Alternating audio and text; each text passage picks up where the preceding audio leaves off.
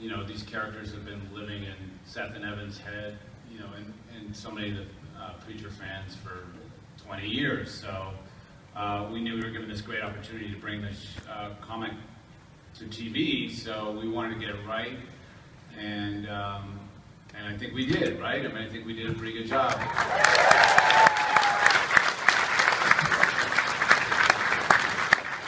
Dominic, for you, what was it about this character that spoke to you? Oh, so many things. No, I loved it. Once I discovered the script and I then read all the comics very quickly, I was desperate to play this character because it has everything that you could possibly ever want as an actor to play, and you've just seen just a taste of what is to come for that character. I mean, everything it goes. I mean, I don't know as much as Sam obviously yet, but there's so much more to discover, and I think that's what I'm relishing in playing him. Is yeah, there's such a complexity to him, and his faith, and what he questioned, and his past, and all those things for an actor to play into, and the contrast of it is so enjoyable. And I loved every minute of discovering it, and there's still more, much more to be discovered. But yeah, I've enjoyed every moment of it. Ruth, I feel like from this point forward, if I don't meet every character as she's having a cornfield fight scene that ends with a homemade bazooka, like, I just feel like it's going to be a letdown. When you read something like that, I mean, does it, as an actor, are you just like, I cannot wait to get in the car and beat the shit out of these two guys? Yeah, no, it was a joy to read. You know, I was super excited about it. Yeah, it's not every day you read a script with, you know, scenes like that. But it's not every day you meet Judah, is it? You know, she's such a, you know, she's a broad character, but she's also like, she's everything that a human being is. You know, she's extremes. You know, she's deeply vulnerable, and she has a terrible temper, but she also is very loving and maternal, as you said. You know, she has her own ideas about what love is. Like, you know, with the kids, I mean, her idea of being a babysitter is to make a bazooka. And she thinks that's, you know, giving them some good advice for the future, because who knows when you may need a homemade bazooka. And, you know, it is possible to make one. There will be a class tomorrow. I'll be taking it. But you know, both of you have pretty amazing fight scenes in the first episode that are very complex and sort of have different styles to them in a way. Can you guys talk a little bit about sort of the stunt choreography and how difficult it was to master that? I think there's something very revealing when you work on stunt scenes. They can be very enjoyable, they can also be very difficult, but when there's a reason behind them, and when there's someone as good as the person who's choreographing our ones is, then they're an absolute joy. And I think from what you just witnessed then, you relish in that moment, because there's been such a build-up to it. And we didn't have a great deal of practice, really, but because they're so well orchestrated and so brilliantly put together, you learn them in seconds. Yeah, so you do the training and then it changes throughout the. We have a really great stunt coordinator, John Coyote. I mean, he's amazing, and he makes it so easy that it's like a dance. Like, you just, you know, you practice on a mat and like beforehand, and it's just he understands. Like, we're not stunt people, but he makes us look really good. Yes, I agree. The process of it is actually really interesting. Is what John Koyama, who's the fight director, he takes a group of stuntmen that he uses. There's like a Jesse stuntman, a Tulip stuntman, and there was a stunt woman, stunt doubles for all these things, and then they choreograph this whole scene, and then they film it, and then we sort of adapt it along the way. But it's like this whole it's like a dance that they come up with. It's pretty amazing. And you discover, I can't remember who came up with that moment. So that's fight sequence in the bar. It's a seahorse. Ruth stole a grapefruit earlier, didn't you? Pineapple. Oh, yeah. So that fight sequence earlier, what the hell, what was I saying? I've no idea what I was talking about. Yeah, there's a moment where I think you suggested, or someone suggested, why not, instead of, when you're doing, sometimes when you're doing those fight sequences, you're trying to look as strong and physically imposing as possible, and you want to look scary, putting these stupid faces and making these grunting noises. And really cool. And trying to be really cool. I think what either you, Seth, or Evan said, just now do it and just smile all the way through, and just relish it, really enjoy it. And then they shot it and then you filmed it quickly so it's in slow motion. And I think that shot that we ended up getting from it reveals more about Jesse in that episode than anything, guys. You suddenly see this, him relishing this, coming back to what he really is good at and what he loves. And so you can discover amazing moments in what is originally just seemed like a big fight. Yeah, it's true. Absolutely.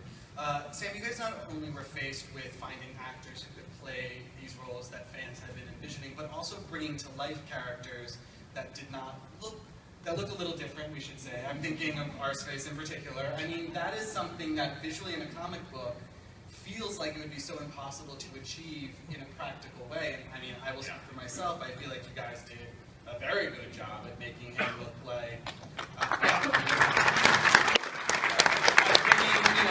the reality of the situation to life. Can you talk a little bit about sort of what it took to make that character happen? Yeah, well, K&B, which does all the makeup effects for Walking Dead and a bunch of other stuff, they're really great. And we, there he is on the screens. oh yeah. Yeah. I don't look at him as Arseface, he just seems like a nice, normal kid. No, we wanted that,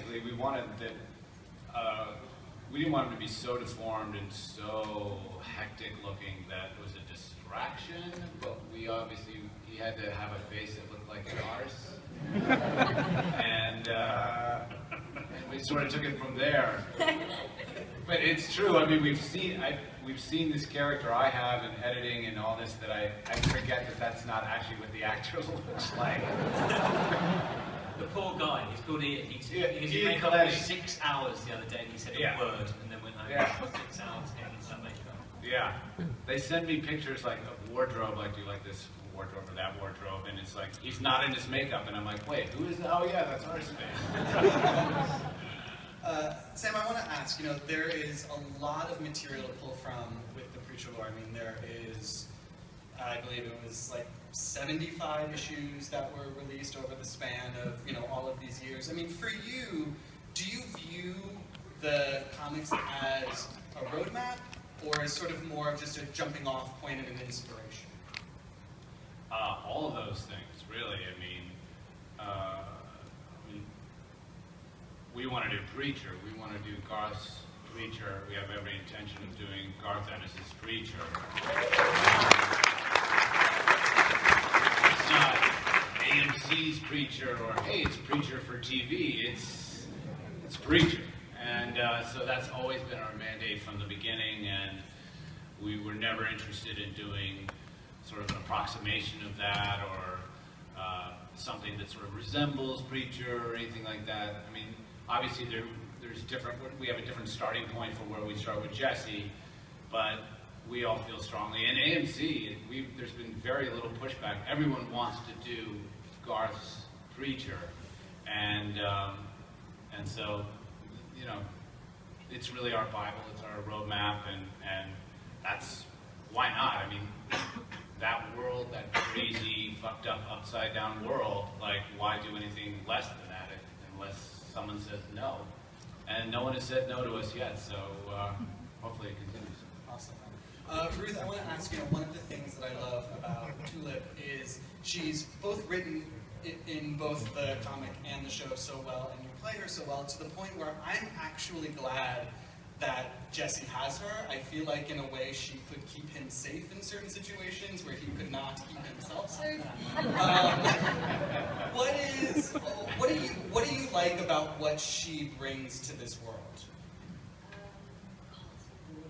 I think you're right. I think that we all have people in our lives that we we don't really know their value, we really do, because they're just like silently supporting us. And I think that, I don't even think Judith knows that that's what she is to Jessie. I think that their relationship is so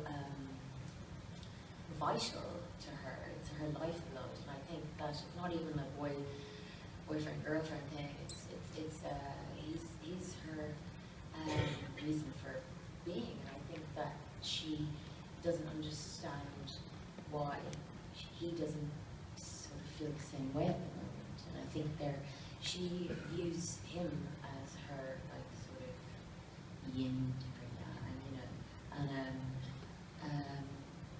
And I think what's interesting is like, because we're halfway through Shushin, is how that develops and how like she has to sort of figure out a life where maybe she might have to stand on her own and like separate from him, and that's kind of scary. Yeah. We're going to open it up to your questions now, so if you guys want to form at this microphone, we can just jump right in. We'll start, obviously, with the first person. My question is, those scenes, the actions were just so complex and fast-paced. How much choreography and training and work went into putting those fast scenes together? Yeah. A lot, but that's obviously all credit to the to everyone involved, but also the editor afterwards as well. That's what creates, I suppose, the quick pace. We get a full day. We took the full day. So it seems. We took a full day, didn't we, to do each one, which is less time than you'd have doing film, would you say? It's amazing what was achieved in that space, in a short space of time. So what Sam was saying earlier is these guys put together loads of video footage that they create themselves, tell us the choreography, then we step in after they've shot all the stuff. They don't need us to step in. Is that kind of right? Yeah, it's also much gentler than it. It's actually much gentler to film than it looks.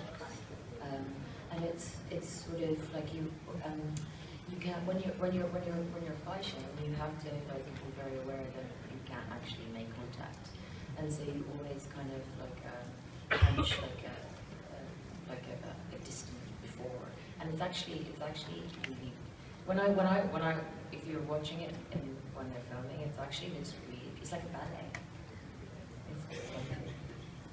It's very, very detailed. Will we meet the same killers this season? Sam, do you want to meet the Santa Killers this season? Not personally, but I want to say.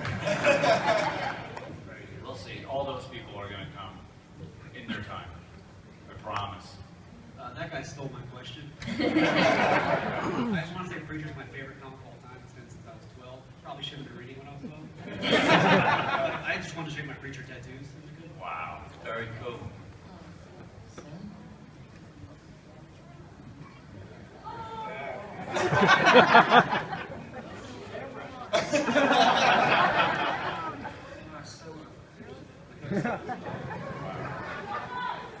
That's incredible. Very cool. Yeah, where are you coming from? Have you Okay. Hi. I actually have two questions, but one is very yes or no. Yes. Okay.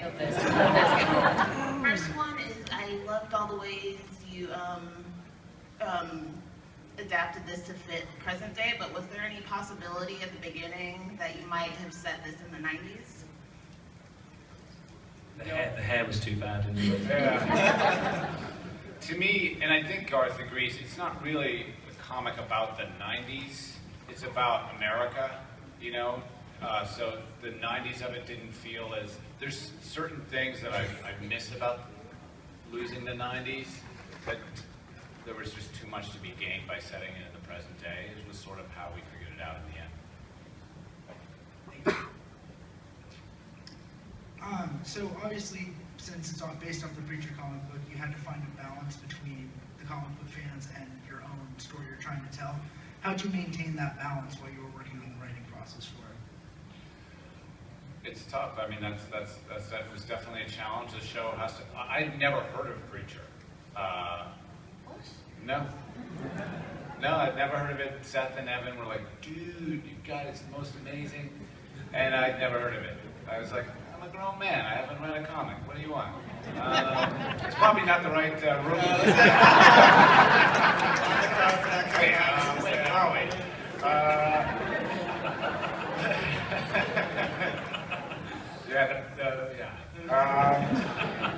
I'd never heard of it, and they gave it to me. They said it was awesome. I read it. I thought it was incredible and just mind-blowing. There's no way it's a TV show. It's like maybe a $400 million movie or something like that. But what was the question? Oh yeah, the show has to. Well, that was what was good. I think, hopefully, what was good about the collaboration with Seth and Evan and myself, which was like they're hardcore Preacher, like so many of you guys here, fans. I'd never heard of it. So it was sort of a good balance between like, well, you know, I don't know that, so how, why is that important? And discussing like, well, this you have to have now, or this we can maybe have later. And so that part of it was a good combination because the show has to work for Preacher fans, but also has to work for all the people that have never, like myself, who've never heard of the comic. And what's a lot of fun, well, that's the challenge, but what's a lot of fun about it is, you know, I guess they call them Easter eggs or whatever, but like it's that thing that they do on The Simpsons where, you know, it's good for my 11-year-old and he's laughing, but there's actually stuff in there for the grown-ups too, and that part of putting those stories and those hints and those little clues for the Preacher fans is a lot of fun. There's stuff really starting in the next episode, which people who've never seen, never read Preacher before, they'll be like, oh, okay, that's interesting. But for the Preacher fans, hopefully you'll see that and you'll go like, oh, yeah. Thank you. Are we going to see John Wayne in the series?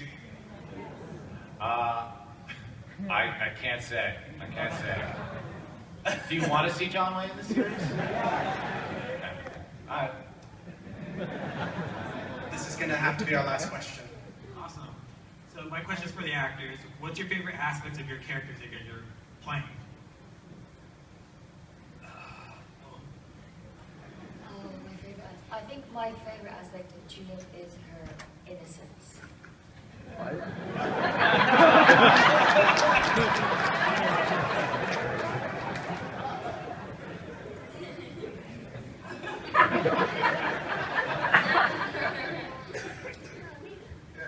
She actually means it. No, I do mean it. That's the thing. You know, that's the frightening thing. As I mean that. No, I think that she has an innocence about the world, and I think that the way she views the world is that there's shit you should do and there's shit you shouldn't do, and like you got to pay for the shit that you shouldn't do, and she's gonna come knocking on your door. Dominic? Favourite aspect? I don't know, I'm very much enjoying this, he has the thing I always wanted. Make people do exactly as you say. Awesome. All right, with that, we're going to thank our actors.